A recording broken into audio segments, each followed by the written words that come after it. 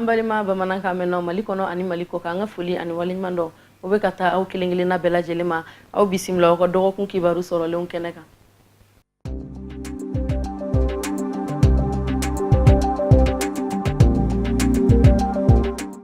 Ka kɛɲɛ ni UEMOA ka laɲini ye n'o ye jamana minnu jɛlen don chef wari la olu ka juluba ye an ka jamana yɛlɛmali dɔw don an ka jamana nafolo kasabi la. O yɛlɛma ninnu u bɛ tali kɛ ka ɲɛsin san o san jamana bɛ nafolo min na baara a bɛ don da min fɛ k'a bɛɛ lajɛlen fɛsɛfɛsɛ min bɛ na kɛ sababu ye ka yuruku ani nafolo dunkojugu k'o kɛlɛ ko bɔ an ka jamana kɔnɔ. Fɔra ka sariya dɔ jateminɛ bi Mali nafolo ko kunkan sariya ye mun ye an y'a ye k'a fɔ kabi 1998 a hami bi Maliɲɛnw na a kɛra député ye o a kɛra gouvernement ye o ka lajɛ nafolo min ni a b'an bolo ka se ka nafolo in a taabolo dɔn nafolo in bɛ taa sira min fɛ k'a dɔn k'a ɲɛfɔ jamanadenw ye depuis 98. O kadara kɔnɔna na an bɛ aw ladɔnniya k'a fɔ ko an ka jamana wasadenw olu y'o sariya in u y'a sɛgɛsɛgɛ k'a lajɛ ka jɛn n'a ye bari sabu k'a da kan a bɛ ɲɛta a b'o de kofɔ u bɛɛ lajɛlen jɛnna n'a ye ka sariyakisɛ in k'a don ba la. Ala barika la 2009 san 2009 ministre minnu faralen don ɲɔgɔn kan n'o a bɛ fɔ a ma le ministre de l'UEMOA ministre des finances de l'UEMOA olu y'a ye k'a fɔ ko bɛ yɔrɔ min sisan an b'an ka nafolo fɛn fɛn bɔ k'a fɔ ko jamana bɛ baara n'a ye a daminɛ na an bɛ nafolo de bɔ k'a fɔ an bɛna baara nin kɛ n'a ye alors que an bɛ fɛ ka taa sira min fɛ sisan an bɛ programme de dilan programme mana dilan programme mana bɛn kasabi min ma o kasabi de bɛ bila programme ka disposition na pour que baara ka kɛ ni baara sera a banyɔrɔ la a bɛ lajɛ nin programme in kun dira nin karisa ma nin kasabi in bilala ka disposition na a sera ka mun kɛ kasabi in na baara ɲɛna wa a ma ɲɛ nafolo dɔ tora wa a ma se ka nafolo in ma bɔ wa fo ma budget programme an bɛ fɛ ka taa n'o sira de ye bi donc ministre minnu ye UEMOA ministre ye ministre des finances ye u ye ɲɔgɔn ye ka nin yamaruya di jamana bɛɛ ma jamana fɛn o fɛn bɛ UEMOA na a dir'u ma k'a fɔ a ye nin kɛ a ka jamanaw ka loi la pour que bɛɛ ka kɛ nka fɛn sifaya n'i k'i b'a kɛ f'i ka sariya nin don a la a bɛ f'o ma cadre juridique wa sariya ni mana don a la sariya in kan a ka kan bɛɛ yɔrɔ la jamana in bɛɛ yɔrɔ la n'a bɛ f'o ma harmonisation du cadre juridique donc n'o sera ka kɛ o de b'a to bɛɛ b'a dɔn k'a fɔ sariya in a bɛ boli Bamakɔ cogo min Mali la a bɛ boli Wagadugu Burkina ten a bɛ boli Abidjan Côte d'Ivoire ten ainsi de suite donc i bɔra yen i taara yen o loi kelen i tɛ se ka sɔsɔli k'a ko la mais intérêt fɔlɔ ye mun ye nafolo min bɛ bɔ i b'a dɔn nafolo in bɛ kan ka kɛ min ye k'a sɔrɔ hali a ma daminɛ n'a banna fana contrôle bɛ se ka kɛ min b'a ye k'a fɔ nin mun dira ka kɛ nin ye a kɛra wa o y'a intérêt fɔlɔ ye a intérêt filanan ye mun ye a bɛ kalo 2 bɔ an ye loi dɔ voté yan ka fɛn dɔ structure dɔ créer n'a bɛ fɔ a structure ma la direction générale du contrôle financier a bɛ kalo damadɔ bɔ an y'a voté yan kalo 2 ka pouvoir di a directeur ma a ɲɛmaa ma pouvoir ye mun ye nafolo n'a dira yan'a ka di papier o papier bi don a dili sira fɛ o service in b'a contrôler fɔlɔ yanni wari yɛrɛ ka di ni papier ka ɲi nafolo bɛ sɔrɔ ka bɔ ni nafolo bɔra ni baara banna fana o service kelen bɛ tila k'a lajɛ ne ye contrôle kɛ ni nafolo in dira n y'a contrôler baara banna n b'a contrôler nafolo in bɛɛ kɛra ye wa o fana ye koba ye. Sariya in doni b'a la kɛ sababu ye UEMOA a laɲini cogo min na ka jamana fɛn fɛn bɛ UEMOA kɔnɔna na k'u bɛɛ lajɛlen ka nafoloko san kɔnɔ k'a fɛsɛfɛsɛ ni ka tila ka taabolo kura d'u ma min bɛna nɔgɔyaba don u ka nafolo labaaracogo la.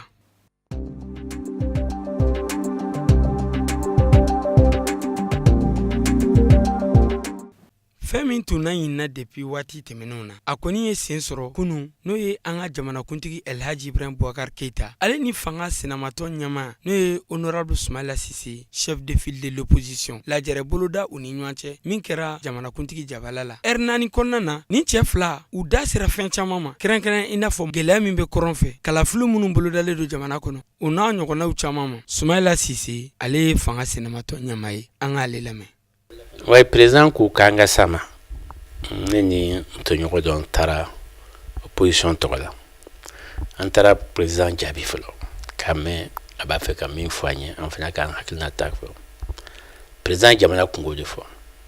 ka yira ko jamana be gala mina sisan fambe ka kuma nyon fe anga nyon fam kele fon fan donani opposition je anya be wala anya yira la fana kama fo mi galwe anya yira la fana ko an fana be jamana inde fe an fana ba fe jamana in katanya anye saba nyokon ke kuma na conférence nationale ango ambu de nyini pour que malien ka kuma malien fe parce que ni fon kera anga fanga e mi jamana in kono o yanga nyokon kuma nyokon ya malfata nyana bo keleta nyana bo na mansi ga kuma se ka jamana in latanya anya fo président a saba nyina amba nyini akason Malion kasika kuma opposition ko anga sika kuma nante jamana inte bono ko ay min damne bi amba ni ala fa ka continuer pour que anga sigi anga kuma pour que jamana inka bo avec situation minapi o kadara kɔnɔna na an b'a yira la k'a fɔ ko ni cɛ fila ka ɲɔgɔn ye a bɛ maa hakili sigi bari sabu k'a da kan n'i y'a ta k'a lajɛ gɛlɛya minnu bɛ jamana kɔnɔna na fanga lafasabaw ani fanga senamatɔw ni ɲɔgɔn cɛ a bɛna kɛ sababu ye ka nɔgɔyaba don o kow la an ko fana an bɛ min ɲini c'est que kuma kana danima fɛn min fɔra a ka kɛ bɛɛ k'a ye n y'a ɲini a fɛ fana a k'i jija an ka conférence kɛ n y'a ɲini a fɛ fana ne kelen tɛ opposition ye ne nana lamɛnni de kɛ ka taa lakalen to ɲɔgɔn ye mais n bɛ min ɲini a fɛ a k'i jija ni opposition an bɛɛ ka baara kɛ ɲɔgɔn fɛ a bɛ fɔ min ma séance de travail a k'a sigi a k'an lamɛn min ye lakana ko ye min ye jamana taabolo ye fɛn caman fɔra ne a y'a ta fɔ ne n t'a fɔ an y'a yira ɲɔgɔn na kɛ n'an tugura o kɔ jamana in tɛ taa ɲɛ donc an b'an nɔ na an bɛ opposition na an b'a fɛ fana k'a dɔn ko an tɛ hasidi an bɛ jamana in fɛ an b'a fɛ jamana in ka taa ɲɛ jamana bɛ kisi cogo cogo an b'a kisi ten an y'a fɔ a ye hali bi sɔgɔmada in na an ko k'an bɛ sitting kɛ assemblée la mais an y'a bɔ a ma parce que an y'a ye bi sali surunyalen jama min bɛ assemblée yɔrɔ la ngo n'an y'o kɛ an bɛ kungo se jamana ma ale yɛrɛ ko k'a y'a kuma mɛn k'a bɛ barika da an ɲɛ donc o bɛɛ k'a yira la ko opposition min bɛ yen bi o ni opposition fɔlɔ tɛ kelen ye dɛ ale tun bɛ premier ministre la tuma min na mɔgɔ sa kɛra la opposition kɔ n ko mɔgɔ kelenw de b'a ka gouvernement na bi ale kan k'a dɔn min ye opposition ye min ye opposition fari ye ani min opposition min hakili bɛ baara kɛ ni hakili an bɛ baara kɛ ni hakili donc o de kama a kan k'an lamɛn parce que an bɛ tiɲɛ dɔrɔn de fɔ hakili la fana an ye tiɲɛ fɔ ɲɔgɔn ye an b'a yira la k'a fɔ ko jamanakuntigi Elhaji Ibrahim Boubacar Keita ani Soumaïla Cissé ka ni ɲɔgɔn ye a bɛ maa hakili sigi ka sababu kɛ gɛlɛya minnu bɛ jamana kɔnɔna na kɔrɔnfɛla lahalayaw la Algérie bɛnkan sɛbɛn lawaleyali kalafiliw sigikafɔ ani kumaɲɔgɔnya ni maliden bɛɛ lajɛlen yɛrɛ hakilinaw ye bi a bɛ n'o sɛbɛkɔrɔ sinsin wa an dalen b'a la k'a fɔ ko ni cɛ fila u ka kunu ɲɔgɔn ye kɔrɔfɔw u bolila fɛn minnu kan ni Ala sɔnna ma waati nataw la a na danganaya maliyɛn bɛɛ lajɛlen kelen-kelenna ma.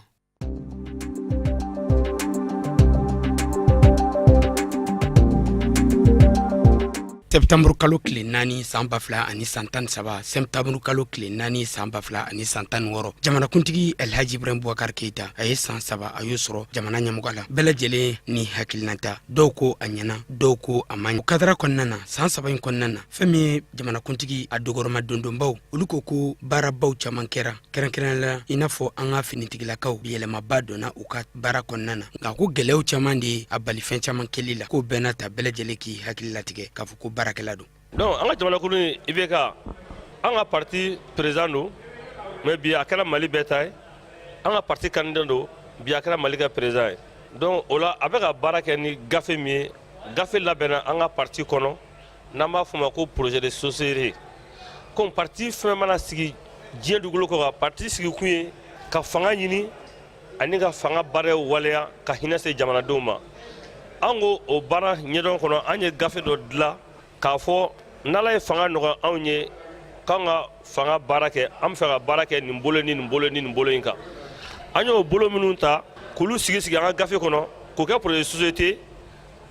ka o di parti ma ni Ibrahim bɛ k'o défend n'ala ye fanga nɔgɔya ye ne bolo a bɛ ka baara kɛ n'o gafe in tagabolo de an ka jamana kuntigi n y'o de fɔ bi ye tasibila don ye bi ye ɲɛnajɛ don ye bi ye faso kunnawolo don ye parce que n'i y'a jateminɛ n'i y'a san 3 ye n'i ye maliyɛn ta maliyɛn 100 o 100 77 olu de ye danaya ta ka Ibrahim Boubacar sigi san 3 ɲina tabarikala parce que bi Mali an bɛ se k'a fɔ tare bi Mali bɛ chantier la bi Mali accord signé na bi mise en œuvre accord olu bɛ ka kɛ donc olu bɛɛ ye tare ye k'a fɔ Ibrahim Boubacar Keita maliyɛnw ka danaya b'a kan u b'a lakuraya an b'a fɔ k'a wale ɲuman dɔn parce que a bɛ bɛn ni ale yɛrɛ ka anniversaire ye k'a fɔ Ala ka san 1000 d'a ma san 100 tɛ dɛ san 1000 parce que Mali mɔgɔ b'a ɲɔgɔnnaw na fanga sɛnɛmatɔn maaw ka fɔla n'o ye opposition ye olu kɔni ko k'u nisɔngoyalen don kosɛbɛ bari sabu ka daga san 3 in kɔnɔna na ko a kɛra tiɲɛni yuruku nafolo dunkojugu o n'a ɲɔgɔnnaw caman kɔrɔfɔ in bɔra fanga sɛnɛmatɔn ɲɛmaayaso kɔrɔ la dɔgɔkun tɛmɛnen lajɛrɛba dɔ senfɛ ni ko an ka fɔ an hakilina ye min ye san 3 in baara kɔnɔ san 3 in gɛlɛyala dɛ san 3 in gɛlɛyala Mali bolo san 3 in gɛlɛyala maliyɛnw bolo san 3 in mɔgɔw y'u jigi da fɛn caman kan ko bɔra mɔgɔw jigi kɔrɔ ni y'a jateminɛ an ka jamana ɲɛma a bɛ sigi san 2013 kalafili min na mɔgɔ caman y'a ta k'a kun kɛ ko olu y'a ye premier ministre ya la ko n'a nana ko gɛlɛya min bɛ an ka jamana kɔnɔ yan fan fɛ k'a bɛ se ka kɛ sababu ye ko ka gɛlɛya in ta ka bɔ yen a taara ka da o de kan kosɛbɛ n'i y'a lajɛ san 2012 ni crise in gɛlɛyala kosɛbɛ an ka jamana kɔnɔ yan fan fɛ ka na sisan na ni min ma fara lakanabaliya gɛlɛya kan ne ma d'a la ni o bɔra la jateminɛw la a yirala k'a fɔ pour que solution bɛ se ka sɔrɔ an ka jamana kɔnɔ yan fan kɛlɛ la fɛn damadɔw fɔra a fɔra ko ka sigi ka kumaw kɛ ko banbaganciw olu ni Mali den tɔw minnu yɛrɛ dɔn Maliden k'u ka sigi k'u ka kuma ko walasa solution bɛ se ka sɔrɔ kɛlɛ la o kuma fɔlen an bɛɛ kun nimisi wasara an hakilila k'a fɔ o ko bɛna kɛ cogo min na a ma kɛ ten nin bɛɛ lajɛlen faralen ɲɔgɔn kan an bɛ se ka min fɔ ka fara nin kan o de ye k'a fɔ a bɛɛ lajɛlen man ɲɛ nka fɛn caman fɛnɛ kɛra min ɲɛna o kadira kɔnɔna na bɛɛ lajɛlen k'i tigɛ di ɲɔgɔn ma ka don da kelen fɛ ka bɔ da kelen fɛ jamanakuntigi yaasa baara min kalifalen ba ma a k'a minɛn fa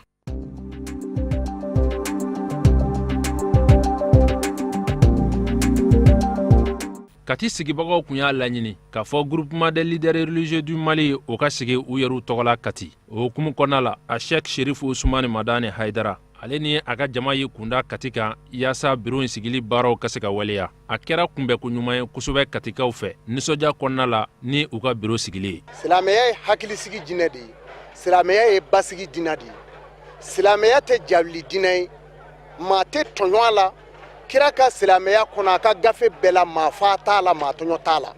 n'i ye maa tɔɲɔ i tɛ ala sɔrɔ alikiyama ni o maa fa k'a kɛra ko Alahu Akbar o tɛ tiɲɛ ye donc anw b'o condamné k'a da la o ye galo de ye anw ka tagasira kɔrɔ min bɛ yen n'o ye an ka kaburu zuraw ye o ni an ka kɔlɔsi n'an ka wazifaw a n'an ka comment on appelle an ka hadaraw anw m'olu de dɔn a n'an ka mazabu malikiya donc ni maa min nana tilegan fɛ k'i bɛna o yalama ka bɔ anw bolo san 1000 kɔfɛ vraiment an t'o tigi sitoni an tɛ maa kɛlɛ mɛ an b'an yɛrɛ ɲini ka bɔ o tigi ka sababu jugu ma donc bi bureau in sigili a ye nisɔndiya min na ne kan n bɛ fɛn min fara a kan Katikaw surtout Katikaw Kati lajɛ ni dugu belebele misiri tɛ tɛmɛ misiri 40 Gulɔso o bɛ taa 100 ani kɔ la o tɛ baasi ye mais aw yɛrɛ denw hinɛ kama Usmani Sherifu Manari Haidara ka se Mahamadu Makebaw ma u sera ka na ni hakilina min ye anw denw tɛna tiɲɛ bilen anw denw tɛna wuli bilen ka taa fara jadisiya kan min tɛ Ala ko ye ka silamɛya rɔ nɔgɔ ka ba k'an ka jamana rɔ nɔgɔ ni silamɛya tɔgɔ ye. silamɛya ka hakilina kɔrɔ olu bɛ se ka ta bala ani k'u sinsin kosɛbɛ i n'a fɔ silamɛya y'a fɔ kɔrɔlen cogo min. O hakilina de kosɔn groupement des leaders religieux du Mali o sigira sen kan yaasa ka silamɛya hakilina kɔrɔw lapasa minnu ni danbe ka kari olu la nin waati laban ninnu na maaw fɛ maa minnu ni olu tɔgɔ ye ko terrorisiw ka kɛlɛ kɛ ni silamɛya tɔgɔ ye ni ka sɔrɔ silamɛya y'a laɲini cogo min ani o cɛ ka jan kosɛbɛ. Ni nin tɔn in sabatira jamana in bɛ lafiya. Anw ti bere dɔn silamɛya la an ti muru dɔn. An bɛ min dɔn ko bɛɛ k'i ta kɛ Ala b'i kiiri tigɛ. Mana u ye bureau min dilan nin alimamiba ka bonya kɔnɔ ani kati dugutigi ka bonya kɔnɔ ani an ka préfet ka bonya kɔnɔ ani maire ka bonya kɔnɔ ani kati silamɛ bɛɛ ka bonya kɔnɔ bureau in bureau ɲuman don an jɛna n'a ye a ka baara kɛ. Salamu alaikum wa rahmatulahi ta'ala wa barakatuh. Ni lajɛrɛba in kɔni kun cɛra ni groupement président ka laɲini ye a Cheikh Sherif Ousmane Madani Haidara k'a fɔ fɛn min ye kati bureau ye o sigira sen kan bi wa u bɛ se ka baara daminɛ silamɛya tɔgɔ la i n'a fɔ silamɛya y'a laɲini cogo min.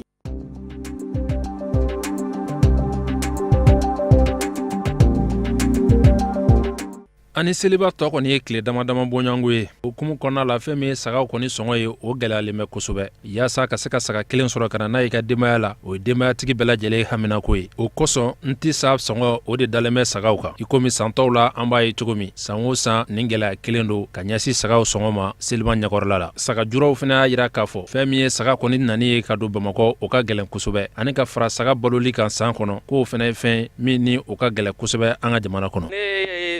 ɲina sagaw ye cogo modèle min na a wari ka ca ka tɛmɛ salon tan ninnu kan salon ne ye saga dɔ san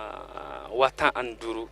o ni mi san 15,000 ɲina nana kɔnɔ o ɲɔgɔn kelen ɲininkali kɛ bi o ko ne ma 25,000 bon ne yɛrɛ kɔni fɛ a ka ca saga da ka ca mais saga kɔni ka ca Bamakɔ bi bi na komi ani monsieur Dramera bɛ baara kɛ ɲɔgɔn fɛ ça fait à peu près 10 ans donc an tɛ se ka a to yen f'an ka n'a ka yɔrɔ la ka na saga lajɛ donc a se ka négocier n'a sɔrɔ a bɛ se ka dɔɔni bɔ anw ye a prix la. Bon, ne bɛ min fɔ mɔgɔw ɲɛna surtout saga feerelaw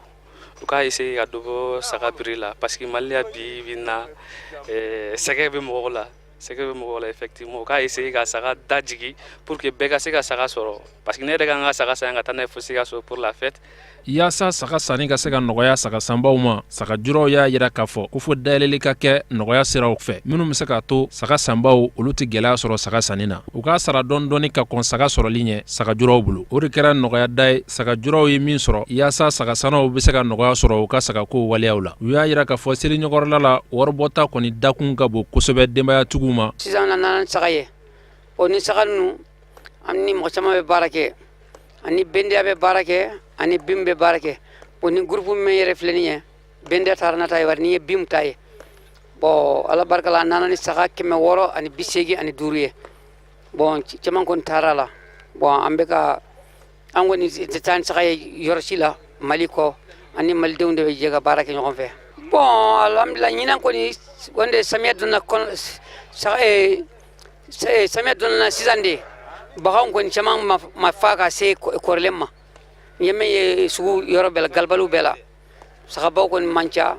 bon saga ɲina a ka gɛlɛ quoi parce que saga balilenw man ca saga ka ca de bari balilenw man ca quoi bon min bɛ ka ɲɛ kelen ma n bɛ min kɔni f'u ye mɔgɔ kɔni ne ka kelen ɲɛ i k'i jɛ ka na ka so a k'i kan t'a fɔ ko n ye mi ka fɛn bila i ɲɛ parce que sagabaw man ca ɲina kosɛbɛ. seli ɲɛkɔrɔla in na sagaw kɔni bɔlen bɛ kosɛbɛ nka saga juraw y'a yira k'a fɔ sanni kɔni ka dɔgɔn kosɛbɛ ka sabu kɛ ko caman fana hakilina ye k'a fɔ ni seli tɔ tora tile 1 walima tile 2 ye k'a bɛ kɛ saga juraw ma diyagoya ye ni ka saga dajigi o hukumu kɔnɔna la olu nana ka n'u ka saga san nɔgɔya kɔnɔna la nka monsieur Dramera ale kɔni ye hakilina min bɔ ka bin ni o de ye ka saga don juru la saga sannaw ma u k'a sara dɔɔni dɔɔni ka kɔn saga sɔrɔli ɲɛ o hakilina kɔni o bɛ kɛ fɛn ye min ni o bɛ taa silamɛ bɛɛ lajɛlen jimi sira fɛ.